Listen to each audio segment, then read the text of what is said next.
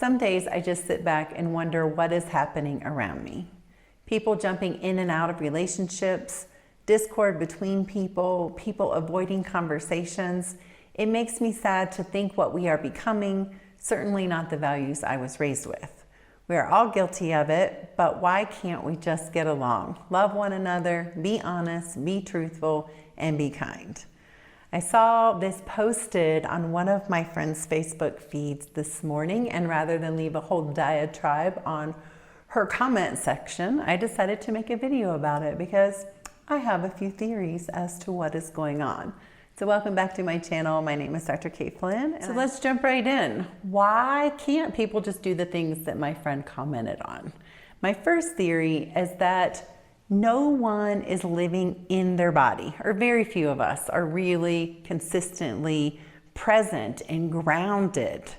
We're all kind of trying to live up here in the madness of our thinking thoughts and our mental minds, trying to logically make decisions, trying to force things, trying to push ourselves into places and relationships and commitments that we don't want to be in the first place. And then that doesn't go well and things end up blowing up. We jump in, we jump out, we change our minds because we're not tapping into our superpower. We're not getting that feedback I talk about from what is our spaceship or our earthship for this earthly experience. Our bodies are always giving us feedback and signals and direction and what to do and where to go. But when we're up here, we're not hearing any of that. And that's crazy making when it comes to our outer experience. Theory number 2, there is a complicated shift in the background frequencies that kind of hold the container for our experiences. That's a bigger, broader, deeper topic that I'm going to address today. So I'm just going to skim the surface in regards to the phase or cycle that we are finishing up. Had a lot to do with what is best for the community, what is best for the tribe, kind of plugging in for the survival of the whole, even if it meant not necessarily showing up in our true capacity and bringing our gifts to the table, but more, how do we keep this machine running? And that time is really coming to a close.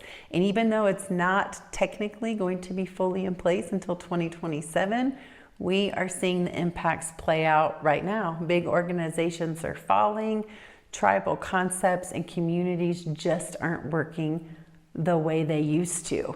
And that is kind of maybe catching us off guard a little bit, thinking that it's supposed to be different, right? We're supposed to play nice and get along. And now it's like, if that's not in accordance with my true self, then I can't show up in that way anymore. Theory number 3.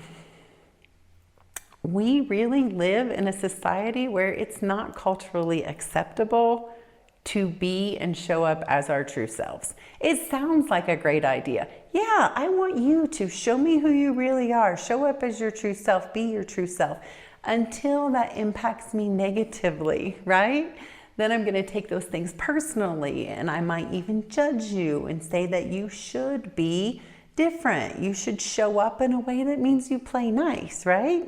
So we get kind of caught up in this crazy making dance where the music is made up of manipulation and control, and the steps are infused with shame, guilt, and judgment.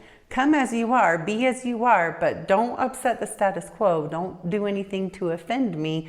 Don't do anything to make me think that you don't love me, so on and so forth. So we try to force ourselves to stay the course. We try to please everyone else. We try to do the right thing mentally, show up, push, force, do the right thing, do what other people expect us to do. And then when we can't, it all blows up in our face and we tend to overcorrect. So I have an interesting proposal.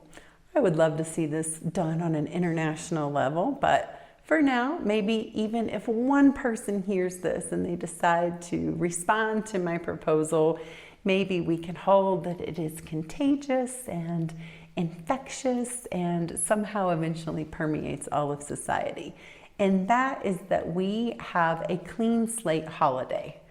Maybe kind of sort of like a Festivus, if you're familiar with that Seinfeld episode, but not an airing of grievances, but an airing of, ooh, these are the decisions I made, but I was kind of really making them from my not self. I was still kind of showing up as I thought you wanted me to, or I was supposed to, but that's not correct for me. And this is what I wish I would have done instead, right?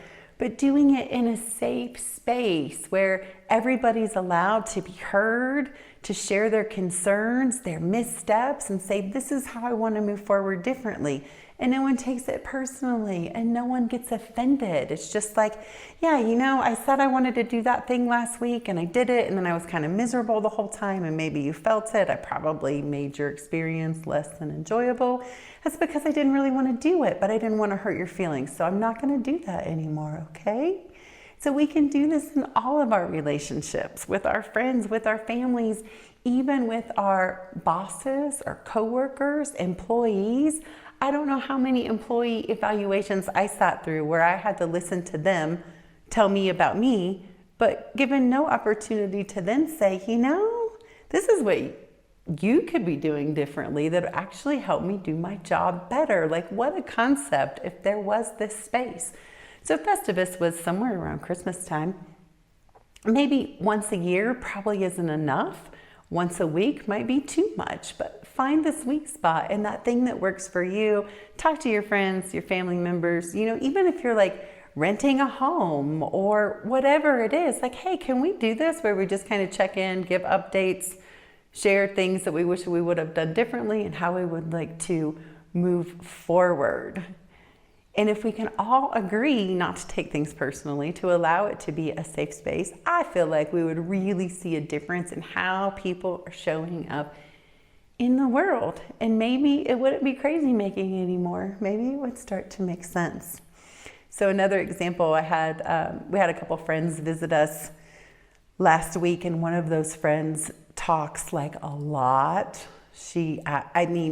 The gift of gab, I don't have it. She has it in spades. And my other friend needs some quiet time. So they were on a long road trip, whatever you want to call it. And the one friend looked at the talker and said, I'm just going to use a code word that says I'm going Zen. When I just need a break, when I need some silence, when I need some quiet, when I want to go within, I'm just going to say I'm going Zen.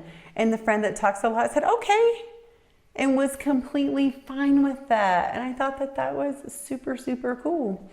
So back to the work example, sharing like, this is what I could use from you or need from you in terms of having the flexibility and the freedom to really do this job to the best of my ability. And isn't that what we all want? For me to do my job to the best of my ability?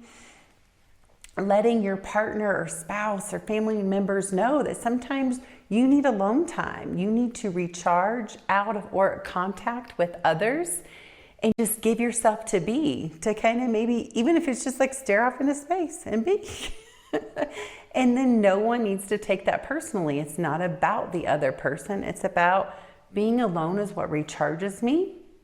Can I have that? Would that be okay? It's going to allow me to show up better. It's going to allow me to bring my true self and true gifts to the table, and that will benefit everyone.